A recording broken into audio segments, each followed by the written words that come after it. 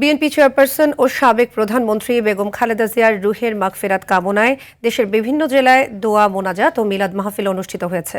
BNP ও দলের অঙ্গ সংগঠনের উদ্যোগে আয়োজিত এসব অনুষ্ঠানে অংশ নিয়ে তার জন্য দোয়া করেন নেতাকর্মীরা। প্রতিনিধিদের পাঠানো তথ্যচিত্রে আরও জানাচ্ছেন আব্দুল হামিদ। বরিশালে সাবেক প্রধানমন্ত্রী ও বিএনপি চেয়ারপারসন বেগম খালেদা জিয়ার রুহের মাগফিরাত কামনায় দোয়া মোনাজাত এবং আলোচনা সভা অনুষ্ঠিত হয়েছে।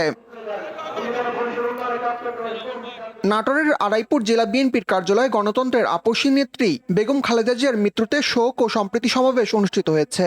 অনুষ্ঠানে উপস্থিত ছিলেন নাটোর 2 আসনের বিএনপি প্রার্থী রুহুল কুদ্দুস তালুকদার দুলু। তারেক রহমান বলেছে উনি দেশ পরিচালনার জন্য সকল রাজনৈতিক দলকে সঙ্গে নিয়ে এই দেশ পরিচালনায় যোগ্য, অভিজ্ঞ, জ্ঞানী তাদেরকে সঙ্গে নিয়ে উনি রাষ্ট্র পরিচালনা করবেন।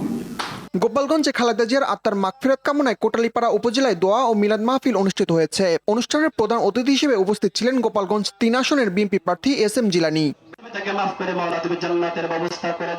এদিকে বেগম খালেদা জিয়ার প্রয়াণে শোকসভা ও মিলাদ মাহফিল অনুষ্ঠিত হয়েছে যশোরে। অনুষ্ঠানে স্থানীয় নেতাকর্মীরা অংশ নেন।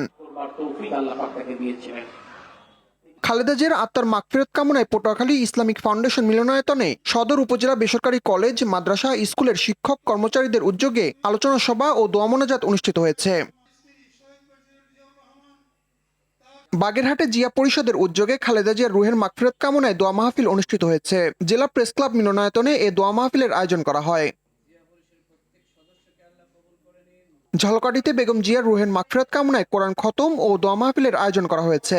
নবগ্রাম ইউনিয়ন বিএনপি এবং অঙ্গ সংগঠনের উদ্যোগে এই আয়োজন করা হয়। বেগম জিয়ার আত্মার মাগফিরাত কামনা করে দিনাজপুরের হিলিতে দোয়া মাহফিল অনুষ্ঠিত হয়েছে।